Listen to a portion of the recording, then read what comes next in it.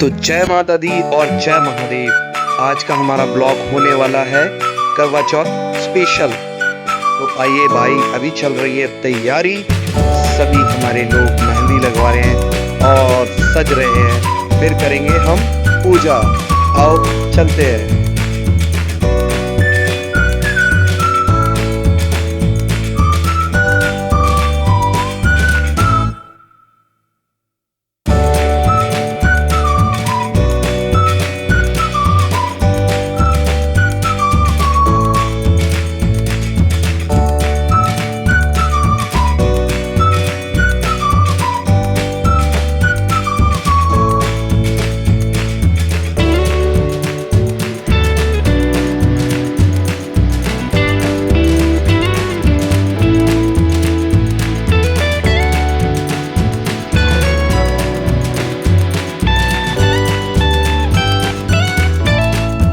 तो फाइनली सभी तैयारी होने के बाद अब हो गया है कथा का टाइम। तो शाम 4 बजे हम कथा सुनने चल पड़ते हैं सभी लोग।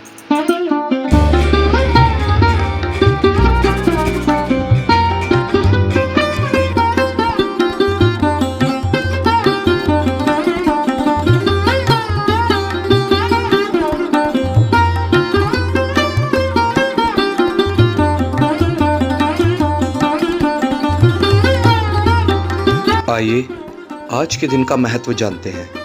आज के दिन सभी पत्नियां अपने पतियों की लंबी आयु के लिए व्रत रखती हैं।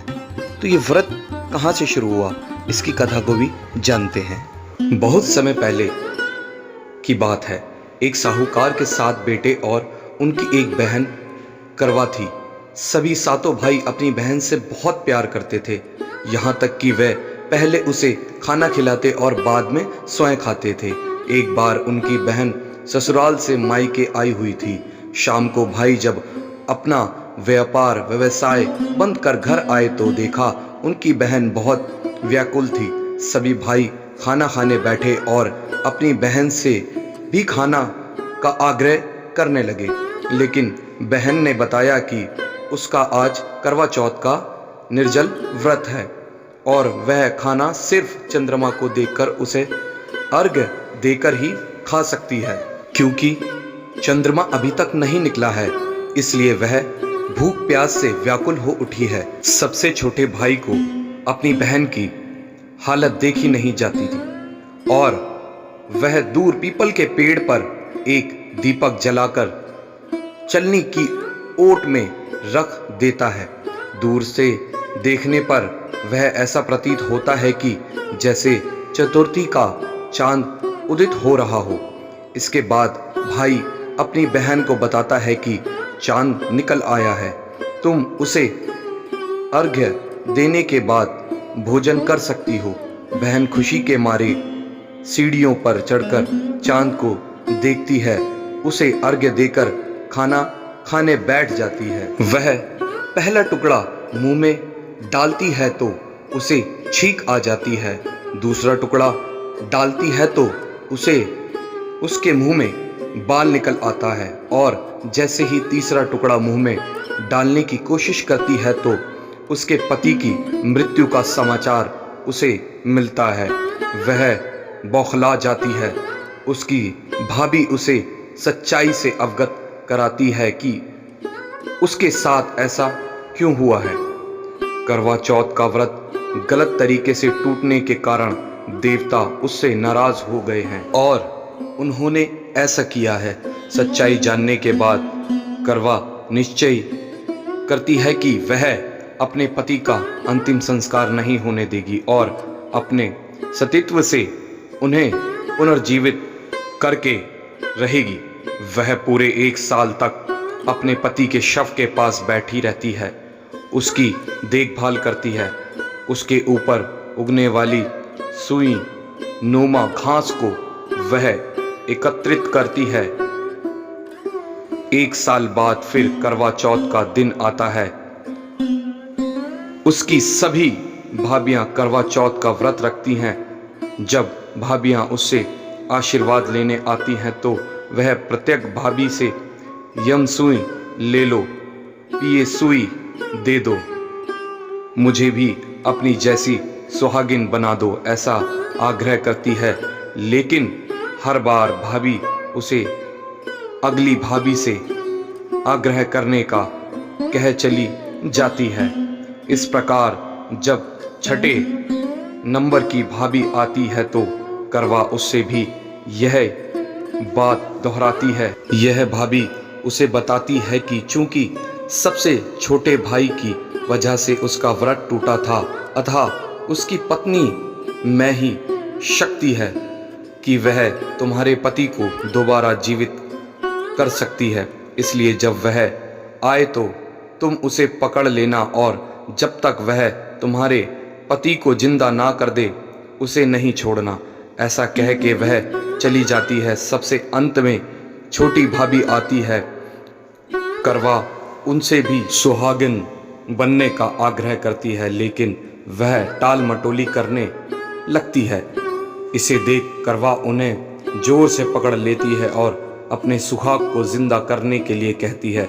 भाभी उससे छुड़ाने के लिए नौचती है, खरोचती है, लेकिन करवा नहीं छोड़ती। अंत में उसकी तपस्या को देख भाभी पसीज जाती है और अपनी छोटी उंगली को चीरकर उसमें से अमृत उसके पति के मुंह में डाल देती है।